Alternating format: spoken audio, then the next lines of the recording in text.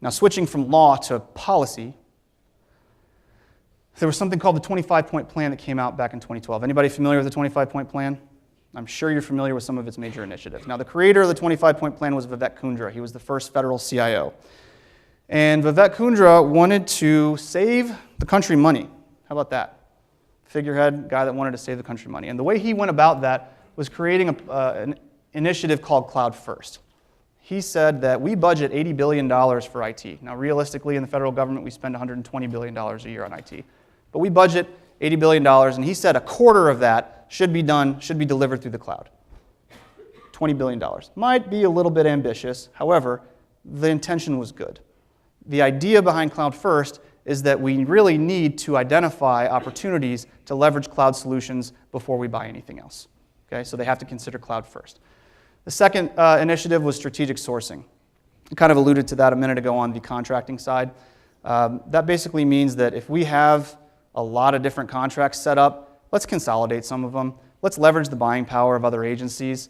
If NASA Soup is so good at procuring products, why do I need to stand up my own products contract if it's already there in place and I can just pay somebody else a fee for that contract, for using that contract? Now, shared services is a third bullet. That's kind of similar to strategic sourcing in that we're leveraging the power of another agency. Let me give you a good example of shared services. It's kind of like a business outsourcing telemarketing capabilities. So you look at Health and Human Services, for example, great at providing health care to the American public. They're not good at human resources management. So they can outsource that function to another organization like Department of Interior, for example, who has a center called the Interior Business Center, the IBC. They're great at HR management. So HHS can pay a fee to the IBC to run their HR management functions for them, okay? Saving the government money. And then last, from the 25-point plan, I'm pretty sure everybody's heard of the Federal Data Center Consolidation Initiative, right? So the idea there was Vivek Kundra saying, let's get our arms around how many data centers we have. Started at 2,000, then it went to 6, then it went to 8. Tony Scott, the new CIO, recently said, let's get another count. Now it's up over 11,000. So the notion there is, let's figure out how big our footprint is, let's shrink our footprint, thereby saving us money.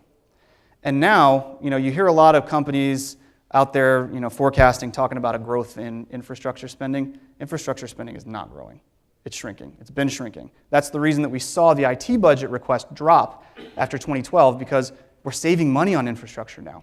What is growing are technologies that allow us to consolidate our infrastructure. Hyperconverged infrastructure, converged infrastructure, virtualization, cloud computing. We're seeing a rise in that kind of spending as a result of consolidation.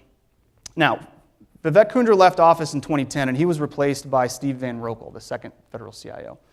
Steve Van Rokel created a policy called the DGS, the Digital Government Strategy. And the DGS sought to do a couple of things like engage citizens with mobile services, but really it sought to further what the 25-point plan did. And he created something called Portfolio Stat. And the reason that this is important is because every CIO that you meet with and every program manager that you meet with, whether you know it or not, has to report into Portfolio Stat. They have to adhere to certain metrics and tell government agencies how they are managing their programs, how effectively their programs are managing their IT investments. Okay? So it's important to be aware that Portfolio Stat is something that's measuring your customers. And then finally, from Steve Van Rokel, we got something called FedRAMP, the Federal Risk and Authorization Management Program, which basically sets cloud security standards for cloud service providers. You can see why that's relevant. And if you're interested in FedRAMP, I'm moderating a session with Claudio Bololi later on today. He's the cybersecurity program manager for FedRAMP, so keep an eye out for that. Now, finally, Steve Van Rokel left office around this time last year, and he has since been replaced by Tony Scott. Tony Scott came from industry, so we had high hopes for him. We've yet to see what his major plans are in terms of something like a 25-point plan or a DGS. We do know his priorities are around attracting and retaining top IT talent, priorities around cybersecurity, priorities around effective and efficient IT management. But beyond that, not really sure where he's headed. What I can say is that FITARTA is definitely going to have an impact on how he's managing his role.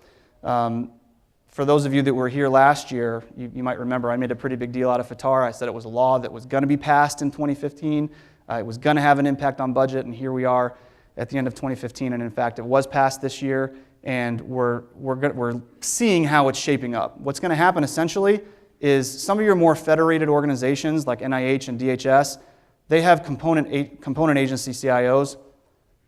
A lot of them are going to lose some of their budgetary authority, and that authority is going to be consolidated up into the agency level CIOs. Now, does that mean your agency level CIO is going to buy anything? Probably not. But we're going to see power shift a little bit when it comes to the landscape of CIOs, and that's what FITARTA is really going to do.